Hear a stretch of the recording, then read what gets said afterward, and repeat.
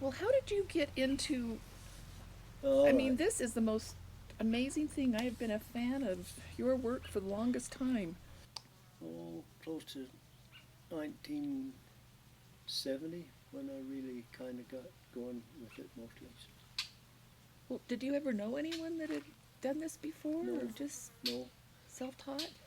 Well, on these roosters and things, I was back in Pennsylvania visiting my daughter back there, and we went out to a place and they showed us you had a little where he whittled roosters, and so he gave me a little book on roosters, how to whittle them.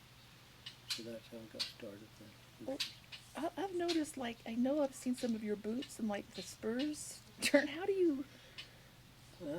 Well, you just I just whittle them out, just leave this boot, and then see I put a toothpick in there, Oh, and then these here. I tried everything I could think of, but they just keep breaking these spurs when I'd whittle them out. And then I got some plum trees right there, and I just cut them in a slice. yeah. Just and then I just whittle them out, just whittle them out. How long did this take you? Well, quite a little while, but the boots on there, I just started on that well, about maybe a year, maybe 2 years, about 2 years ago, before I put boots on them. Well, it amazes me that you can be so precise. I mean, Well, and get such little. I mean, like the tail on that guy. How did you? yeah. Well, now when you whittle the tail, see you get a forked stick. See, just a Aha. forked stick, and then to to get them to make that curl, you have to.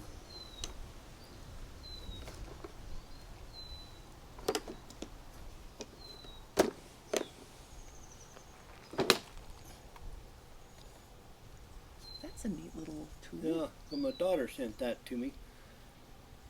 And that's how I started with these kind. Before that, I always just used a pocket knife. Most everything in the house was with a pocket knife. Wow.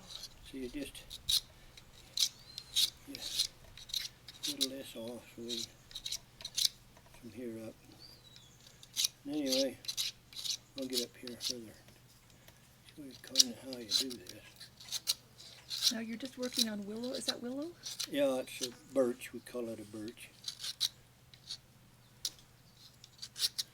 Yeah. Now to get that to curl, you just go like this, just kind of slowly like that. Oh, you've got steady hands. Oh, And that curls down.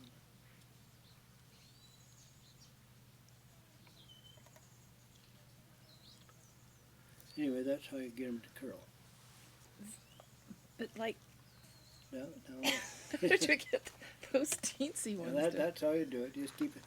You just go up a little higher here, and come down again. Well, But anyway, that's how I do it. Then the head, you just really whittle this off to up here. Then you make the head on it.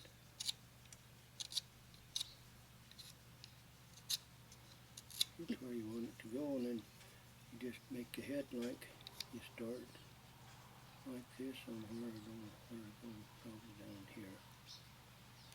Just notch in there for each bill, beak, or whatever you call it. Only you thin this down a little more. Anyway, that's how you do, and then you just come down here and make a little thing like that.